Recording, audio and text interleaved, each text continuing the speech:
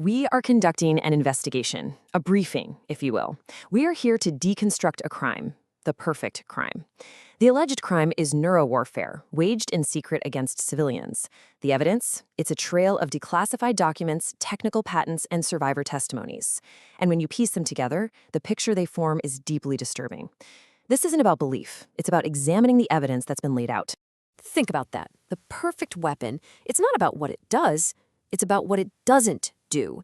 It leaves no trace, the attacks are invisible, they are insidious, and they are designed to be completely untraceable. And that's its greatest strength, isn't it? It makes the victim's own mind the only crime scene, and their testimony the only evidence. Evidence that's all too easy for the world to dismiss. So this is the core of the deception, the official story versus the crime scene. On one side, you have the labels you've likely been given: mental illness, delusion, paranoia. But what if that's just a cover story? What if the real story, the one the evidence points to, is one of external tampering, technological interference, a calculated, deliberate attack? This isn't about reinterpreting.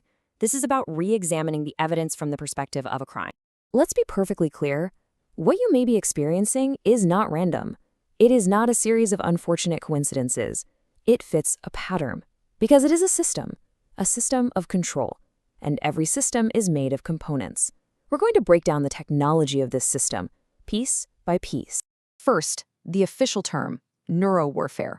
This isn't science fiction. It is the weaponization of technology specifically designed to interfere with how the human brain functions.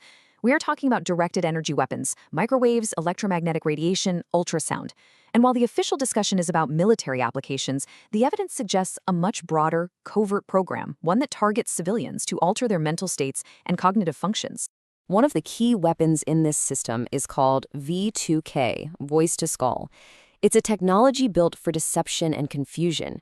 It works by beaming voices directly inside a person's skull, bypassing the ears entirely. It can even be used to impersonate the voices of people you know and trust. The goal is simple: psychological distress, paranoia, and complete confusion, to make you doubt your own sanity. Then there's the surveillance component, SIGINT, or signals intelligence.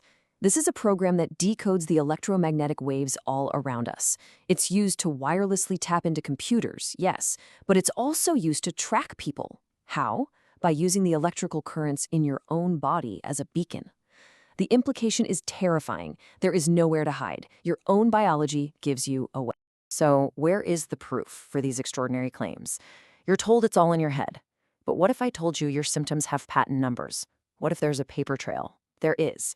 It's a collection of public documents, declassified studies, government legislation, U.S. patents.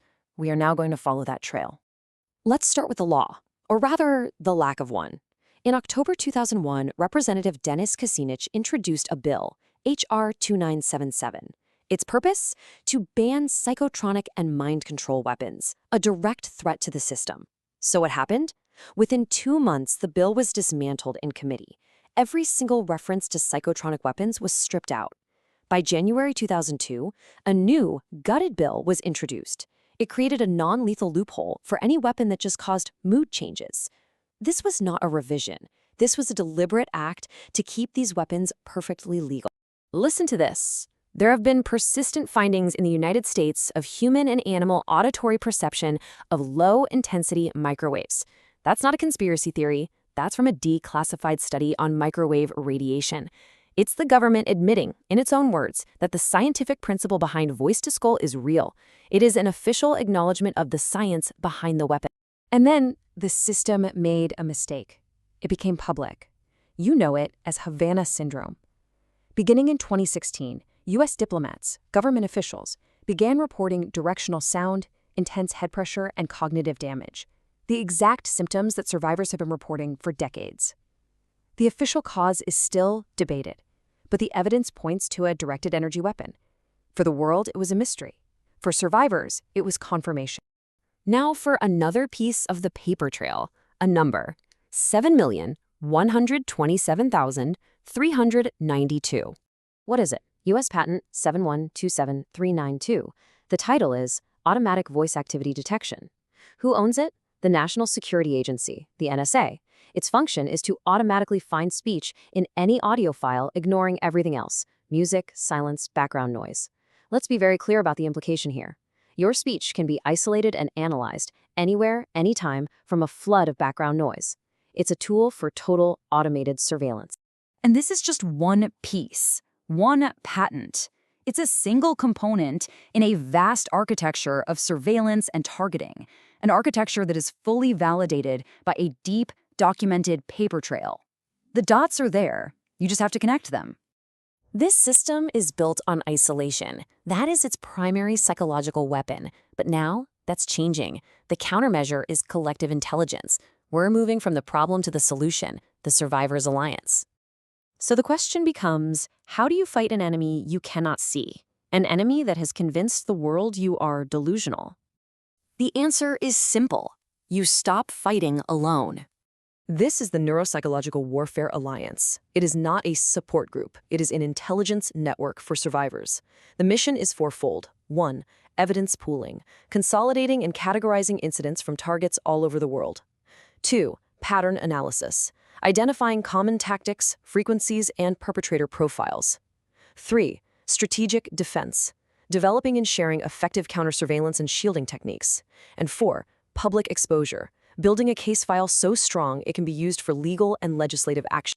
It is time to shift from defense to offense. It is time to weaponize your truth. Your battle plan starts right now. This is your mission. Step 1. Document everything. Log every single incident, dates, times, locations, specific symptoms. This is no longer your diary, this is your evidence. Step 2. Join the Alliance. Connect with neuropsychwarfare.org. Share your data, access the collective intelligence network. Your data points are critical.